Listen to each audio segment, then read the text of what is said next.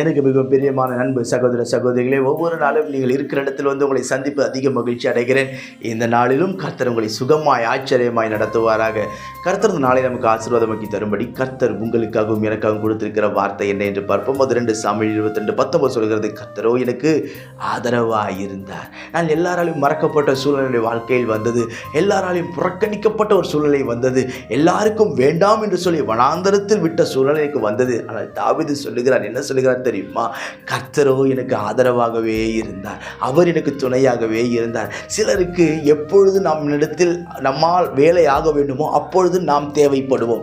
சிலருக்கு நாம் எப்பொழுது வேண்டும் என்று நினைக்கிறார்களோ அப்பொழுது நம்மை பயன்படுத்தி கொள்வார்கள். அதற்கு பிறகு நீங்களே அவர்களை போய் தேடி போய் நின்றாலும் ஏனோ தானோ என்று பேசுவார்கள். காரணம் என்ன தெரியுமா? இந்த உலகத்தில் இருக்கிற ஜனங்களிடத்தில் உண்மையான அன்பை சம்பாதிப்பது மிக மிக கடினம். ஒரு வேளை சொல்வார்கள், நான் உனக்கு ஆதரவாக இருப்பேன், நான் உன்னை தனியே விடுவதில்லை, நான் உன்னோடு கூட வருவேன் என்று சொல்லி பல வாக்குறுதிகளை சொல்லுவார்கள். ஒரு அரசியல்வாதியை போல இன்றைக்கு சொல்லி நாளைக்கு மறந்து போகிற ஒரு சூழ்நிலைக்கு வருவார்கள். ஆனால் கர்த்தருடைய வார்த்தை சொல்லுகிறது என்ன தெரியுமா?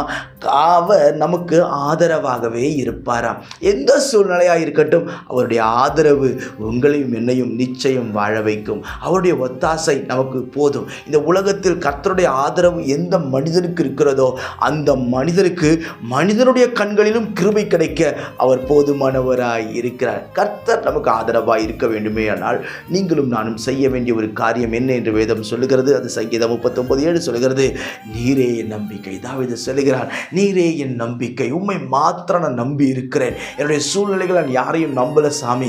எனக்கு இருக்கிற பலத்தை நம்பல, எனக்கு இருக்கிற படைபலத்தை நம்பல, என் ஞானத்தை நம்பல, என் குடும்பத்தை நம்பல, என் சுற்றார் உற்றார் யாரையும் நம்பல.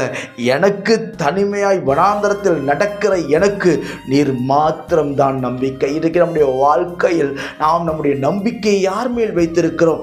சிலருக்கு வாங்குகிற பணத்து மேலே, சேலரி மேலே ஒரு நம்பிக்கை இருக்கும். சிலருக்கு தான் செய்கிற வேலையில் ஒரு நம்பிக்கை இருக்கும். சிலருக்கு தான் கட்டின கணவர் மேலே ஒரு நம்பிக்கை இருக்கும். சிலருக்கு பிள்ளைகள் மேலே அசைக்க முடியாத நம்பிக்கை இருக்கும். நீ எதையெல்லாம் இந்த உலகத்தில் நம்பிக்கை என்று நினைக்கிறாயோ அந்த நம்பிக்கை எல்லாம் ஒரு நாள் உன்னை விட்டு விலகும் என்பதில் எந்த ஒரு சந்தேகமும் இல்லை. ஆனால் கர்த்தர் மேல் வைத்திருக்கிற நம்பிக்கை ஒரு நாள் உங்களை வெட்கப்படுத்தாது, உங்களை மேன்மைப்படுத்தும். நான் உங்களுக்கு ஜெபிக்கட்டும். பரலோக பிதாவே, இந்த வார்த்தையெல்லாம் கேட்கிற அன்பு சகோதர சகோதரி ஒவ்வொருக்காய் ஜெபிக்கிறேன். எந்த மனுஷனை மேன்மைப்படுத்த கனப்படுத்த கருத்தினால் ஆகும் என்று வேதம் சொல்கிற சுவாமி. ஆண்டவரே, என் பிள்ளைகள் ஒவ்வொருவரையும் ஆசீர்வதித்து மேன்மைப்படுத்துவீராக. ராஜா ஆண்டவரே, நீர் ஆதரவாக இருப்பீராக. நீர் எங்களுக்கு நம்பிக்கையாக இருக்கும் பொழுது எல்லா ஆதரவும் நீர் கைக்கூடி வர பண்ணுவீராக. உங்கள் நாமத்தை நீங்கள் மகிமைப்படுத்துங்க. இருளான சூழ்நிலையெல்லாம் வெளிச்சமாய் மாறட்டும். இன்றைக்கு கர்த்தருடைய வெளிச்சத்தை கட்டளையிடும்படிக்கு நான் ஜெபிக்கிறேன். பெரியவர் பெரிய காரியங்களை செய்யும். இயேசுவின் நாமத்தில் ஜெபிக்கிறேன் ஜீவனுள்ள பிதாவே, ஆமென். God bless you. எனக்கு மிகவும் பிரியமான என் அன்பு சகோதர சகோதரிகளின் ஒவ்வொருவரையும் சந்திப்பதில் அதிக மகிழ்ச்சி அடைகிறேன். வெகு நாள் காத்திருப்பு இருதயத்தை இளைக்க பண்ணும், விரும்பினது வரும்பொழுதோ ஜீவ விருட்சம் போல் இருக்கும் என்று கர்த்தருடைய வார்த்தை சொல்லுகிறது. கடந்த சில வருடங்களாகவே நமக்கு ஒரு ஆராதனை செய்வதற்கு ஒரு இடம் வேண்டும் என்று சொல்லி நாம் ஜெபித்து கொண்டிருந்தோம். அநேக இடத்தில் சொல்லி வைத்திருந்தேன், கேட்டுக்கொண்டிருந்தோம், அங்குமிங்குமாய் அலைந்து கொண்டிருந்தோம். ஆனால் சரியாக இடம் அமையவில்லை. ஆனால் இன்றைக்கு கர்த்தர் கிருபையாய் நமக்கு ஆராதிக்கும்படி நல்ல இடத்தை கொடுத்திருக்கிறார். இதுவரை நான் எதிர்பார்க்கவே இல்லை.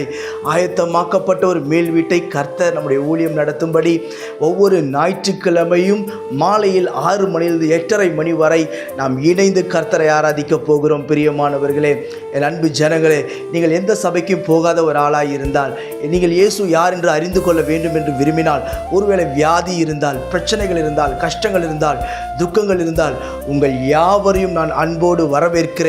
உங்கள் ஒவ்வொருவருக்காகவும் ஜெபிக்க நான் காத்திருக்கிறேன். பிரியமானவர்களே, நம்முடைய இந்த யூடியூப் செய்தி மூலமாய் கர்த்தர் அநேக இருதயங்களை அசைத்து கொண்டிருக்கிறார். எனவே நீங்கள் இது அருகிலே யாராவது இருப்பீர் என்று சொன்னால், சென்னையில் இருப்பீர் என்று சொன்னால், உங்கள் யாவரையும் நான் அன்போடு வரவேற்கிறேன். நாம் இணைந்து கர்த்தரை ஆராதிப்போம், கர்த்தருடைய ராஜ்யத்தை கட்டுவோம். நான் இந்த வீடியோவில் இந்த கீழே என்னுடைய அட்ரஸ் வருகிறது. அட்ரஸை எடுத்துக்கொள்ளுங்கள். என்னுடைய ஃபோன் நம்பர் வருகிறது. இன்னும் உங்களுக்கு ஏதாவது டீட்டெயில்ஸ் வேண்டும், இதோடைய காண்டாக்ட் பண்ண உங்களுக்கு ஏதாவது டீட்டெயில்ஸ் வேண்டும் என்று சொன்னால் நீங்கள் தயவாய் தொடர்பு கொள்ளுங்கள். நான் உங்களுக்கு ஆலோசனை கொடுப்பேன். நிச்சயம் நாம் சேர்ந்து கர்த்தரை ஆராதிப்போம், அவரை உயர்த்துவோம், கனப்படுத்துவோம். உங்கள் ஒவ்வொருவரையும் என்னுடைய தனிப்பட்ட விதத்தில் நான் அன்போடு வரவேற்கிறேன். God bless you.